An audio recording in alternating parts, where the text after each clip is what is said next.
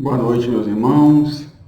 É uma alegria muito grande voltar à nossa casa espírita mais uma vez, para estarmos conversando sobre um tema que é o pilar, um dos temas que é pilar da doutrina espírita, o conhece-te a ti mesmo. Mas vamos pedir a Deus e a Jesus nesse momento, e que os bons espíritos, nossos irmãos, possam nos assistir e nos intuir da melhor forma possível, para que nós possamos levar essas reflexões aos nossos irmãos que se encontram em casa, a todos aqueles que estão precisando se conhecer melhor e também a nós mesmos, que necessitamos olhar para nós e ver o que realmente nós precisamos para nos reformar. Assim, meus irmãos, antes de começarmos propriamente o tema dessa noite, nós gostaríamos de lembrar que esse é o mês de Allan Kardec. Então, a nossa Casa Espírita faz uma homenagem singela ao codificador da doutrina espírita, a esse missionário que deu a sua vida através do seu esforço, renunciando o bem-estar, para que nós pudéssemos ter hoje essa doutrina que nos direciona e que nos faz muito bem.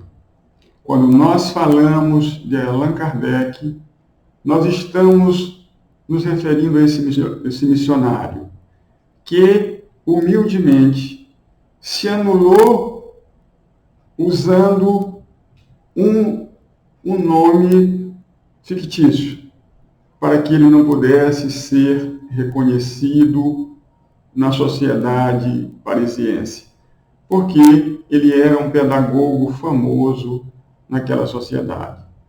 Mas ele, na sua humildade, e sabendo da missão que ele tinha, ele usou o pseudônimo de Allan Kardec para trazer para nós essa doutrina a qual todos nós somos gratos, porque tem nos ajudado muito na nossa transformação, na nossa mudança interior. Então, a nossa Casa Espírita, todos no segundo ano consecutivo, faz uma homenagem simples ao nosso missionário, ao nosso irmão Allan Kardec. Então, esse ano é realizado o segundo MEAC, Mês Espírita, em homenagem a Allan Kardec.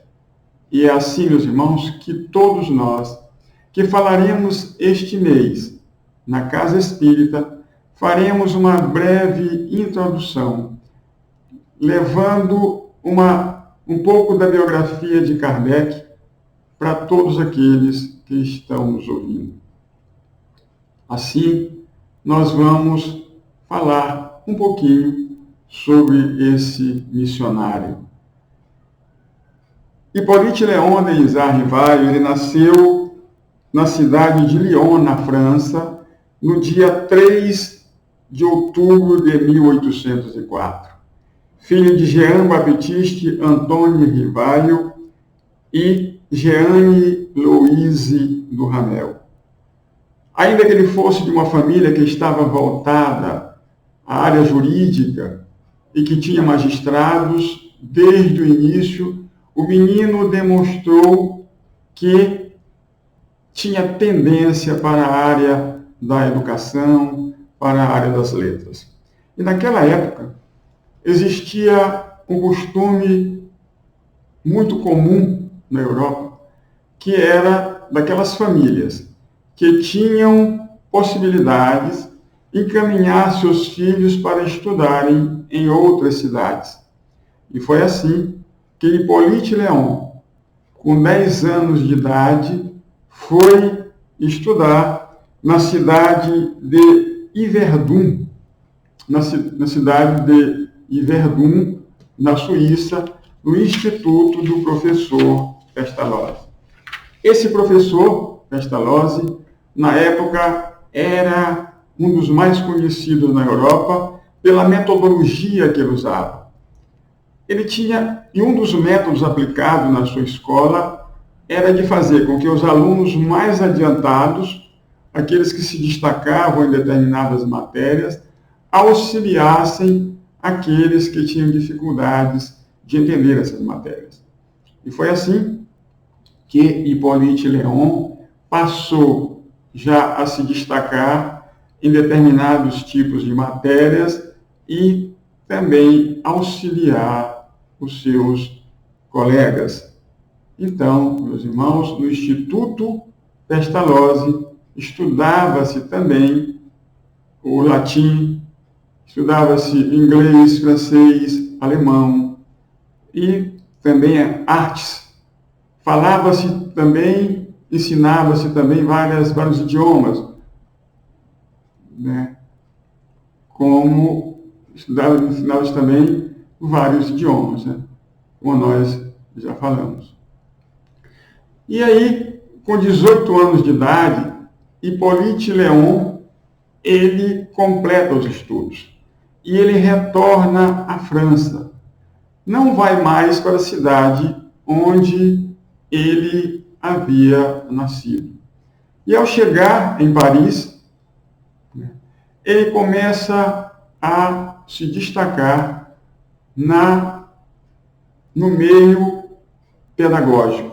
Começa a traduzir livros, começa a ensinar várias matérias, escrever vários livros. E foi assim que ele ficou conhecido no meio dos professores e dos mestres. Como ele era muito dedicado à área da educação, ele fundou o Instituto Rivaio, onde ele começou a ensinar pessoas, crianças necessitadas. Aqueles que não tinham condição de pagar os estudos, ele assistia no seu instituto, porque ele dizia que todos tinham direito à educação. Todas as pessoas tinham direito ao aprendizado. Mais tarde, ele casou com Amélie Baudet, que foi Amélie Gabrielle Baudet, que também era professora, que também atuava na área pedagógica e que foi o seu braço direito para que ele pudesse dar continuidade e cumprir a sua missão para a qual ele estava destinado.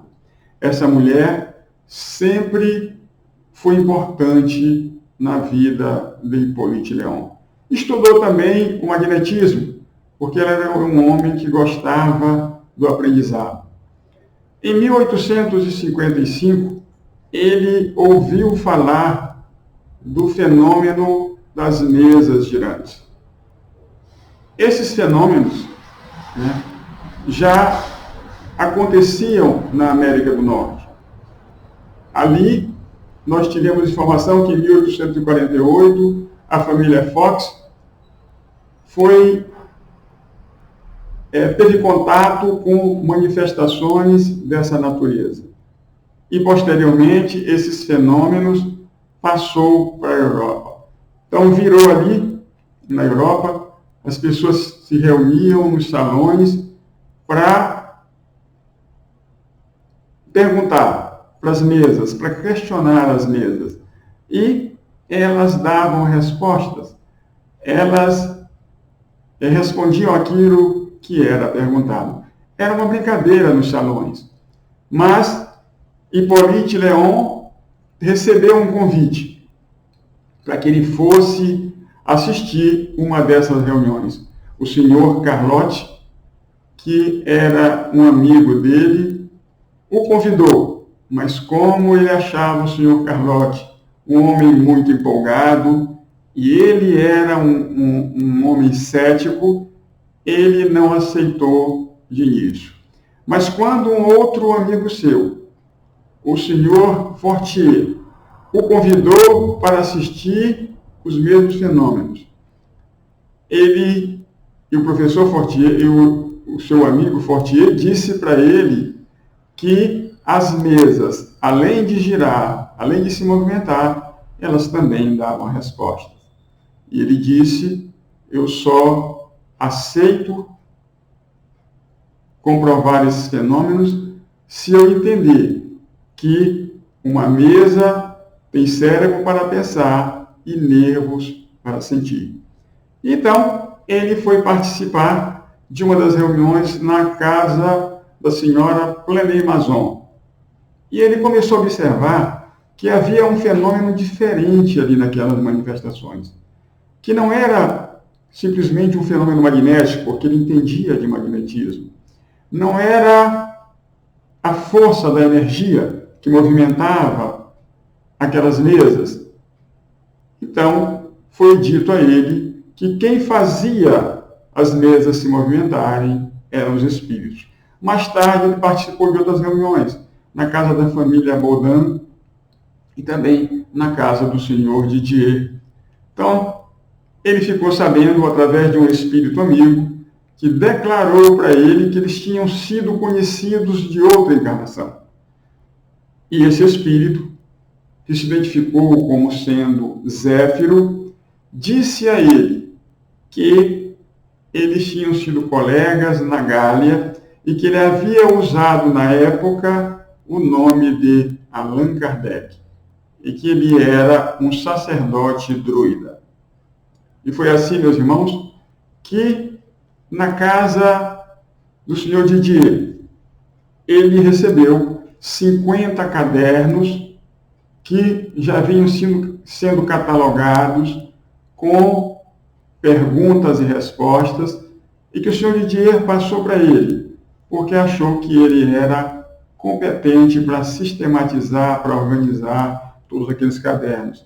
A princípio, o professor Hippolyte Léon não tinha interesse em publicar livros, mas depois, com as inúmeras perguntas que ele fazia, com as inúmeras manifestações que ele percebeu, com a inteligência que estava por detrás daquele fenômeno, ele sentiu a necessidade de publicar o livro. E foi revelado que ele era um missionário que estava com essa incumbência de trazer para nós uma nova doutrina. E foi assim que no dia 18 de abril de 1857 ele publica o Livro dos Espíritos. Então, esse é um breve comentário que nós estamos fazendo sobre aquele que nós conhecemos com o nome de Allan Kardec. Esse homem que foi de grande importância para a humanidade, que mudou a trajetória da história da humanidade, trazendo para todos nós a terceira revelação. Assim sendo, meus irmãos, nós vamos iniciar, nesse momento, a nossa palestra propriamente dita, o Conhece-te a ti mesmo. Então, esse assunto se encontra na terceira parte do Livro dos Espíritos, das leis morais, e é o último capítulo que trata da perfeição moral. Allan Kardec já tinha trazido as 10 leis morais. A lei de adoração, a lei do trabalho, a lei do livre-arbítrio, e até chegar na lei de justiça, de amor e de caridade. Então, essas 10 leis morais já tinham sido trazidas por ele, já tinham sido escritas por ele. Mas agora, ele faz um questionamento dos espíritos. Agora, ele não quer mais a parte teórica. Ele não quer mais teoria. Ele quer saber agora do que alguém pode fazer para alcançar a perfeição moral. Como nós poderíamos usar, que mecanismos nós poderíamos usar para chegar a essa perfeição moral, para chegar a nos melhorar, a nos conhecer interiormente. E é aí que na questão 919 do Livro dos Espíritos, Kardec, de maneira muito inteligente, faz a seguinte pergunta: qual o meio prático mais eficaz que tem o homem de se melhorar nesta vida e de resistir à atração do mal? Existe esse meio? Qual é o meio prático que eu possa usar de maneira eficaz, que nos dê resultado, que traga resultado a nós, homens, e que, a partir desse meio, eu não caia mais em tentação? Então, exatamente essa a pergunta. O meio que dá resultado. O meio simples e que, se for feito, praticado, ele vai trazer um resultado para a nossa vida, para todos nós nos melhorarmos, para todos nós crescermos nesta vida. Então, os Espíritos respondem: um sábio da antiguidade vos disse, conhece-te a ti mesmo. Então, quem é o sábio da antiguidade ao qual ele está se referindo? Nós sabemos que quem divulgou esta frase foi o filósofo Sócrates, que fez uso desse conhece-te a ti mesmo na sua vida e que também divulgou esta frase, esse axioma, conhece-te a ti mesmo. Mas essa frase nós sabemos que não é dele. Essa frase se encontrava na ilha de Delfos, no templo do deus Apolo, onde havia ali as pitonisas que eram consultadas sobre como a vida das pessoas poderiam ser melhoradas, poderiam ser modificadas. Então as pessoas acorriam àquele templo para saber sobre o seu futuro, porque geralmente o que ocorre quando a gente lida com essas situações, a gente quer saber, como é que vai, o que vai acontecer no nosso futuro, se nós vamos ser felizes, se nós vamos ter sucesso. Geralmente as perguntas são essas. E muitos gregos e pessoas de outros países iam a esse templo para fazer esses questionamentos. Mas na entrada desse templo, no pórtico, existia essa frase, conhece-te a ti mesmo. E foi assim que Sócrates, tendo conhecimento dessa frase, ele passou a utilizar em seu benefício para que ele pudesse crescer. Mas ele também usava uma outra frase, só sei que nada sei. Então, esse sábio da antiguidade, ele tem essa grande importância para todos nós. Foi ele que divulgou essa frase mundialmente. Conhece-te a ti mesmo. Mas Allan Kardec, em razão de ser um professor, um mestre, em razão da metodologia que ele usava, ele não se conformava somente com alguns questionamentos. Ele queria saber mais, porque ele pediu algo prático e ele recebeu o quê? Uma máxima: conhece-te a ti mesmo. Foi então que ele fez a pergunta 919A. Conhecemos toda a sabedoria desta máxima. Porém, a dificuldade está precisamente em cada um conhecer-se a si mesmo. Qual o meio de conseguir?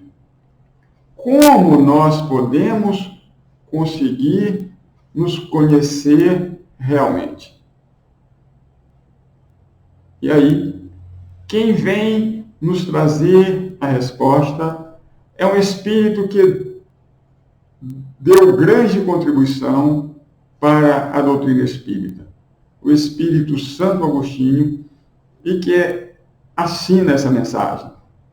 Ele foi um grande filósofo que viveu no século IV, e no século IV depois de Cristo, e ele veio nos trazer a metodologia que ele usou para que ele pudesse se conhecer. Mas por que foi escolhido o Santo Agostinho?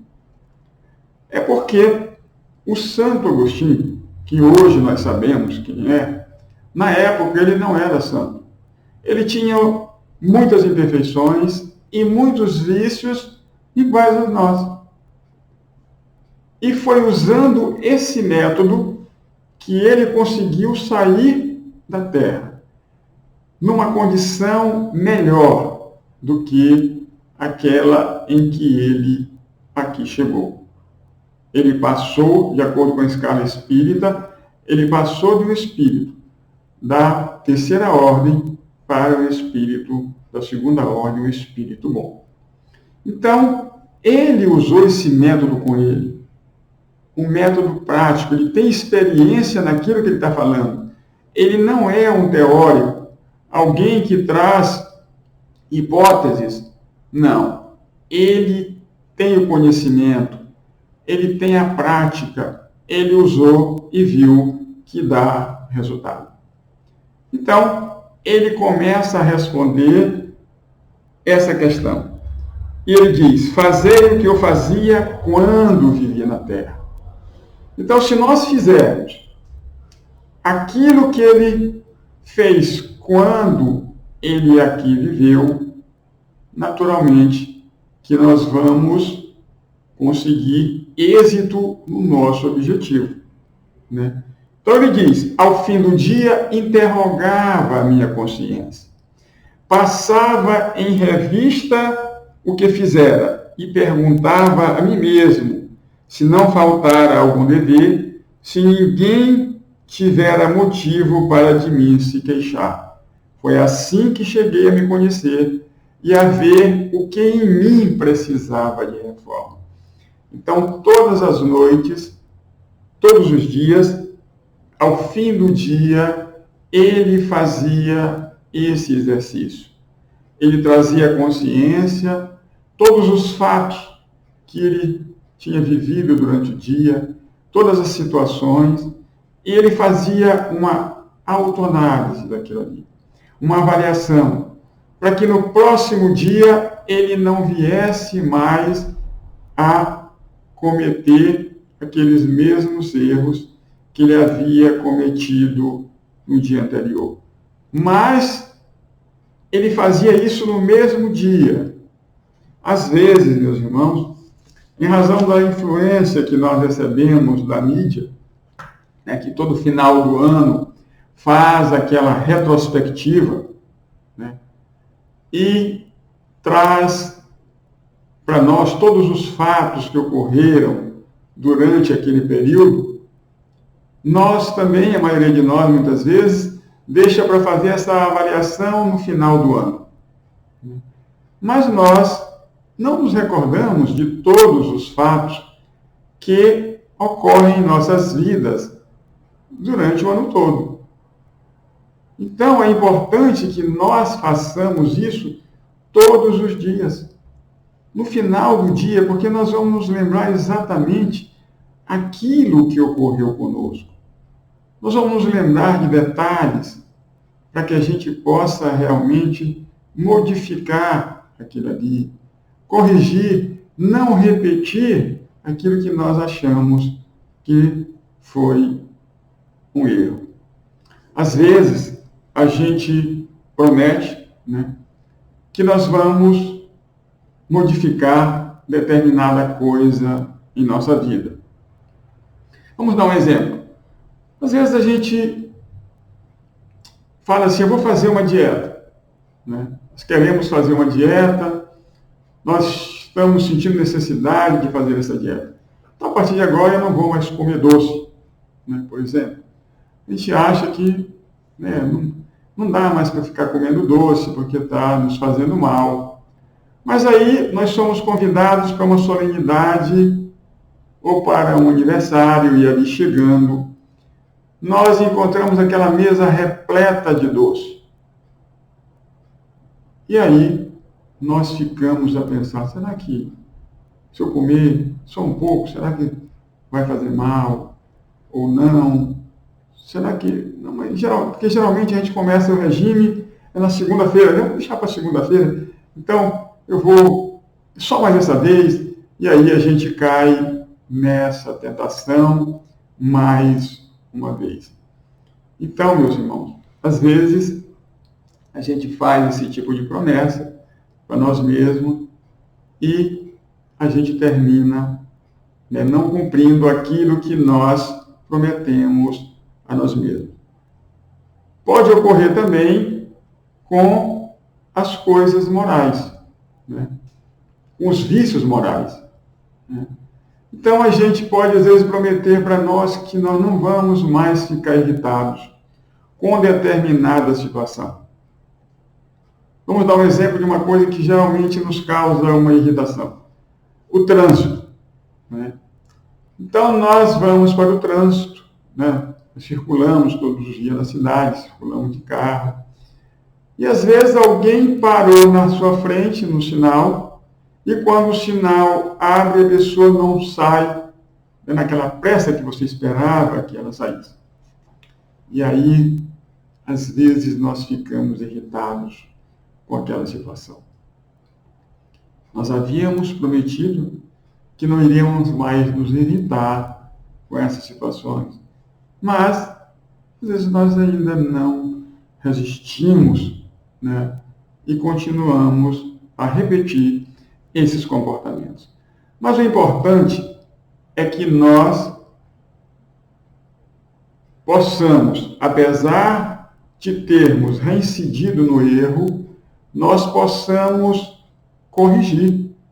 Né? Peraí, eu errei hoje, né? Eu não fiz certo, mas amanhã eu vou procurar nos corrigir, porque a gente sabe o que não é fácil a gente modificar o nosso comportamento, olhar para nós mesmos e ver aquilo que nós estamos fazendo de errado e modificar de uma hora para outra. Porque nós estamos reincidindo nos mesmos erros há muito tempo. Por essa razão, nós encontramos dificuldades de mudar aquilo que a gente já sabe que não pode fazer, mas que a gente ainda continua fazendo. Então, a gente sabe que não é fácil, mas que a gente já pode fazer, nós já temos condições de fazer, mas que a gente ainda não consegue fazer totalmente. Então, ele continua, né? Ele passava em revista tudo aquilo, né, que tinha acontecido com ele durante aquele dia. E aí ele continua: aquele que todas as noites evocasse todas as ações que praticara durante o dia, inquirisse de si mesmo o bem ou o mal que houvera feito, rogando a Deus e ao seu anjo da guarda que o esclarecesse, grande força adquiriria para se aperfeiçoar, porque, crede-me, Deus o assistiria. Meus irmãos, nós sabemos o quanto é importante nós buscarmos a Deus, né, através da prece, através dessa oração sincera, para que o Pai possa nos auxiliar a essa mudança, possa nos auxiliar nessa transformação.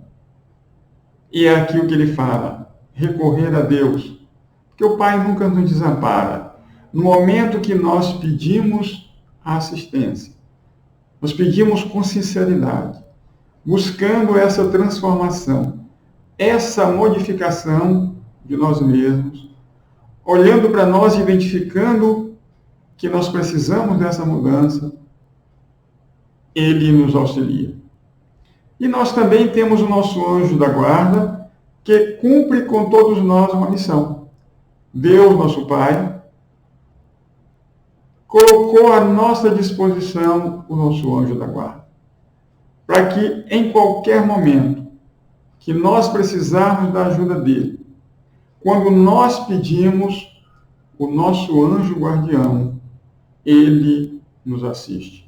Quando nós pedimos com sinceridade, com fé, buscando fazer algo que vai nos auxiliar, que vai nos melhorar, ele está sempre conosco. Às vezes a gente até imagina que o nosso anjo de guarda poderia estar ao nosso lado. Às vezes não está, ele não está ao nosso lado. Mas quando nós emitimos o nosso pensamento, nós o alcançamos. E onde quer que ele esteja, nós recebemos a resposta daquilo que nós queremos. Às vezes através de uma intuição, às vezes através dos sonhos, às vezes através de um pensamento. Então, ele vem nos esclarecer, porque às vezes tem coisa que durante o dia, apesar da gente ter vivido, e como a gente muitas vezes não está prestando atenção, não está atento naquele momento, aquilo passa batido. E quando nós pedimos essa assistência, às vezes nós estamos ali e nos vem aquela lembrança de repente, né?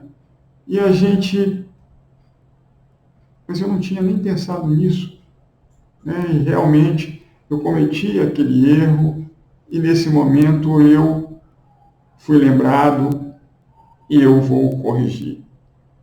Assim, meus irmãos, nós sempre recebemos ajuda do alto quando nós estamos com esse propósito de crescer, de nos modificar. É importante que nós olhemos para nós mesmos, né? Porque quando nós passamos a olhar para nós, para dentro de nós passamos a identificar em nós coisas que nós não prestávamos atenção antes de nós nos voltarmos para nós mesmos. Porque tudo, meus irmãos, se encontra dentro de nós. O bem e o mal, o remédio e o veneno, a paz e a felicidade. Tudo se encontra dentro de nós, a luz e a sombra. Mas quando nós não olhamos para nós e nós não enxergamos essa dualidade das coisas que existem em nós, porque como nós sabemos, nós já temos luz, né? Às vezes a gente já faz o bem, a gente já faz a caridade, já pratica a caridade, a gente já tem um olhar diferente para o nosso próximo que está sofrendo. Nós já temos essa parte de luz dentro de nós. Mas muitas vezes nós não olhamos para a nossa sombra, né? Para aquilo que está obscurecido. A gente não reconhece, né, essa nossa sombra. E quando às vezes alguém nos fala de um defeito que nós temos, né, alguém diz para nós, por exemplo, que você é invejoso, a gente não admite, né? A gente procura se defender e se justificar, né, de que nós não somos invejosos, nós não somos egoístas, porque nós temos essa dificuldade de olhar para dentro de nós e ver aquilo que nós precisamos corrigir, aquilo que nós precisamos transformar em nós. E essa mudança, ela ocorre, né, em toda a nossa vida. É para toda a nossa vida. Por isso que a gente tem que fazer todos os dias. Porque cada dia a gente percebe um detalhe que nós não tínhamos visto, né? A gente às vezes pensa que nós já conseguimos vencer determinada situação e de repente a gente se pega ali, agindo do mesmo jeito. Então, nós ainda não conseguimos vencer. Mas o importante é que nós nos levantemos novamente e continuemos nessa caminhada, nessa busca interior que é de grande importância em nossas vidas. Então aqui ele nos fala, ele continua dizendo, dirigi, pois, a vós mesmos perguntas, interrogai-vos sobre o que tendes feito e com que objetivo procedestes em tal ou tal circunstâncias, sobre se fizestes alguma coisa que feita por outrem, censurarias, sobre se obrastes alguma ação que não ousarias confessar. Perguntai mais ainda, se aprovesse a Deus chamar-me neste momento, teria que temer o olhar de alguém ao entrar de novo no mundo dos espíritos, onde nada pode ser ocultado? Será que se eu retornasse nesse momento à pátria espiritual, eu me envergonharia de algo que eu fiz? Temeria o olhar de alguém ao adentrar novamente no mundo dos espíritos, onde nada pode ser escondido? Então, se eu estiver em paz com a minha consciência de que eu fiz tudo aquilo que me foi possível, tudo aquilo que estava ao meu alcance fazer, eu vou estar com a consciência tranquila. Então, ele continua. Mas às vezes a gente pode nos perguntar, mas por que eu tenho que fazer isso? Será que eu não poderia deixar para a próxima encarnação? Às vezes a gente quer deixar para a próxima encarnação. Eu tenho outras oportunidades, então eu posso deixar essa transformação moral para uma próxima encarnação. Então ele diz aqui, formulai, pois, de vós para convosco questões nítidas e precisas, e não temais multiplicá-las.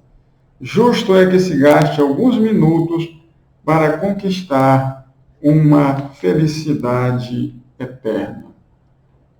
Então, justo é que se gaste algum momento para a gente conseguir uma felicidade eterna. Então, meus irmãos, nós fazendo todos os dias 10 a 15 minutos essa autoanálise do nosso comportamento,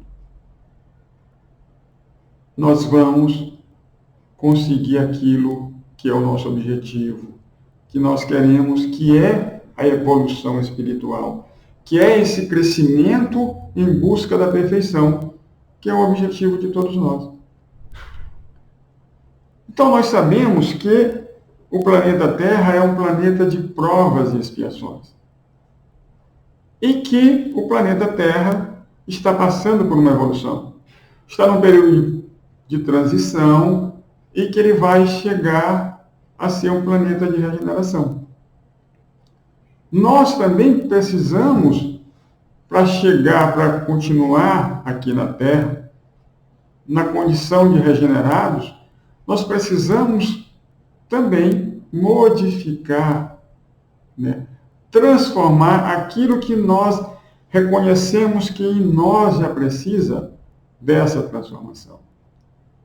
Porque, como nos diz a lição do Evangelho segundo o Espiritismo, a lição que fala da verdadeira propriedade, é o Espírito Pascal, ele assina essa mensagem e ele nos diz que a verdadeira propriedade é aquilo que nós podemos levar deste mundo.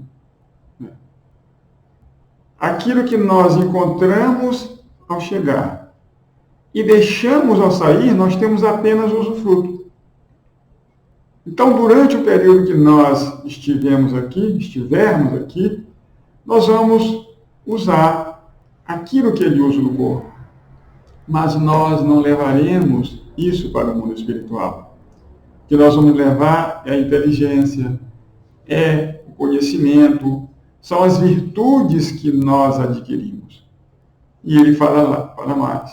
Se nós chegarmos no mundo espiritual e formos ricos dessas qualidades, nós iremos para um bom lugar. Mas aquele que chegar no mundo espiritual e for pobre dessas qualidades, ele vai para um lugar adequado às suas condições. Então, não é importante para nós, fazendo esse pequeno esforço todos os dias, para que a gente possa conseguir essa vida eterna, essa felicidade na vida eterna, que é o objetivo de todos nós, porque na condição de espíritos, nós sabemos que a gente passa mais tempo no mundo espiritual do que encarnados. Nós passamos mais tempo lá. Será que não seria bom a gente passar mais tempo feliz do que se a gente chegasse lá numa condição inferior e tivéssemos que sofrer por não termos dedicado esse pequeno tempo a cada dia, nos esforçado, né, para conseguir essa felicidade, que é o objetivo de todo espírito, que é o objetivo de todos nós, que aqui nos encontramos nessa vida, né, encarnados. Então ele nos fala dessa importância, né, de todos nós, né, lutarmos constantemente para conseguirmos essa melhoria moral no plano espiritual. Contaremos agora uma pequena história, né, que nós encontramos no livro Momentos de Ouro, do Chico Xavier.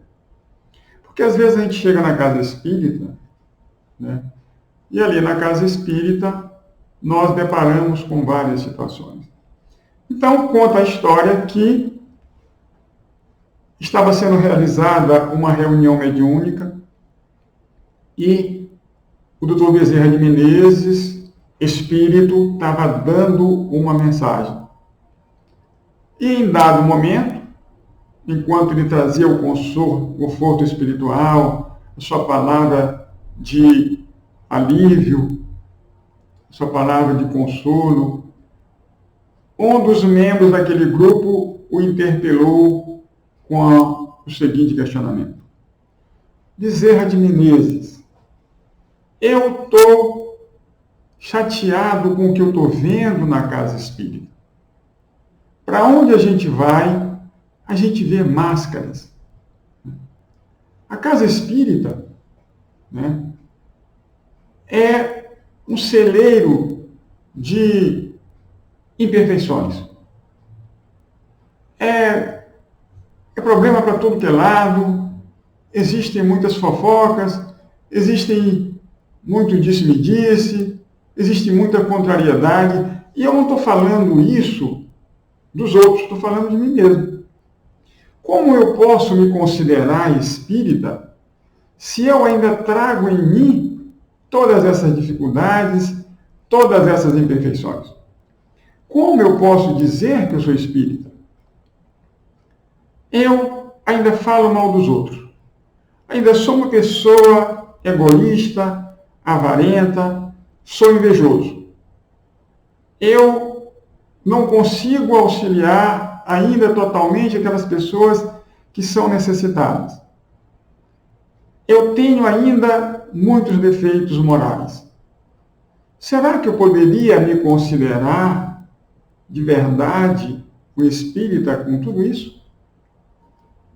E o espírito Bezerra de Menezes diz para ele, meu irmão, eu também ainda trago comigo todas essas dificuldades.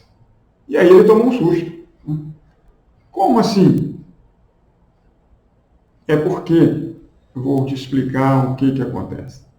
É porque antes de eu ser espírita, eu me esforçava para praticar tudo isso.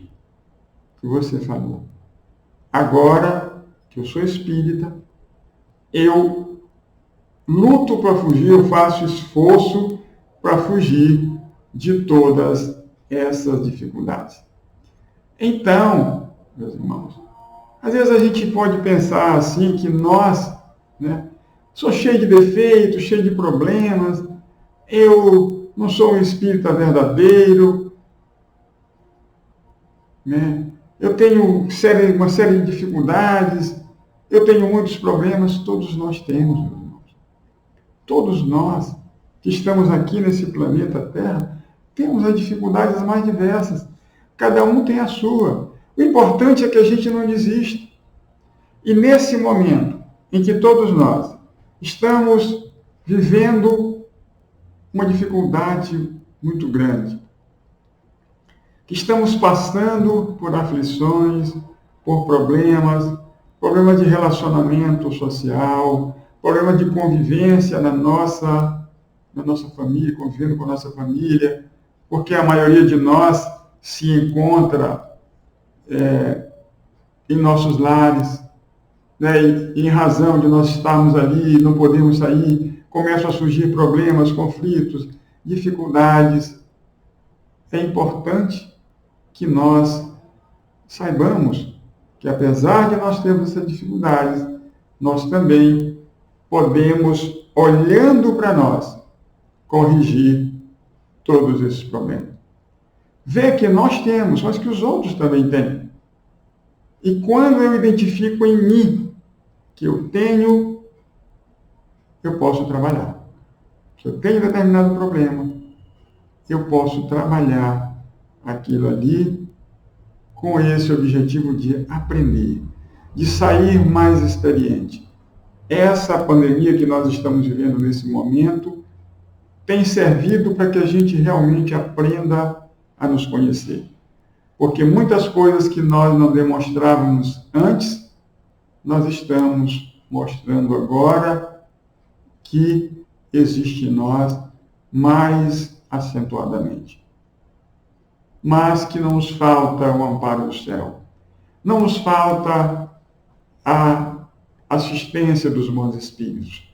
Quando nós pedimos a esses irmãos, eles sempre estão conosco, trazendo a esperança, trazendo a confiança, a fé para todos nós.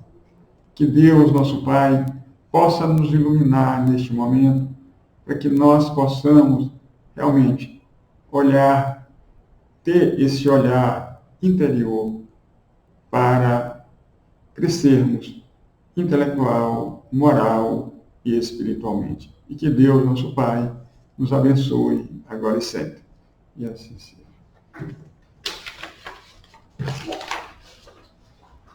Não marcou os minutos. Não marquei os minutos. Não, mas está certo. Boa noite, meus irmãos. Que a paz do Mestre Jesus permaneça em nossos corações. Francisco, que Jesus o abençoe sempre o seu falar. É com muita alegria que o Francisco abriu o nosso segundo MEAC, o Mês Espírita, em homenagem a Allan Kardec. Francisco, que é um trabalhador muito querido do nosso coração, a quem a gente tem um amor muito grande. E lembrar sempre, o Centro Espírita, o Semeador, estuda todas as obras do nosso codificador Allan Kardec. Nós acreditamos que estudar Kardec é reencontrar o ensinamento do Mestre Jesus. E assim, finalizando com a oração, vamos rogar a Jesus que derrame sobre cada um de nós o seu amor, a sua paz, nos envolva em vibrações de muita paz e serenidade. Que seja uma semana abençoada para todos, que os benfeitores estejam em cada lar e que nesse instante fluidifiquem as águas e que nós possamos, como foi dito nesta noite, conhecer a nós mesmos, reconhecer as deficiências, as inferioridades e lutarmos por transformá-las, para que floresça em nós cada uma das virtudes ensinadas por Jesus. Fiquemos em paz. Beijo no coração. Deixa, eu esqueci de marcar um horário. Não, mas eu queria fazer um sinal para ti.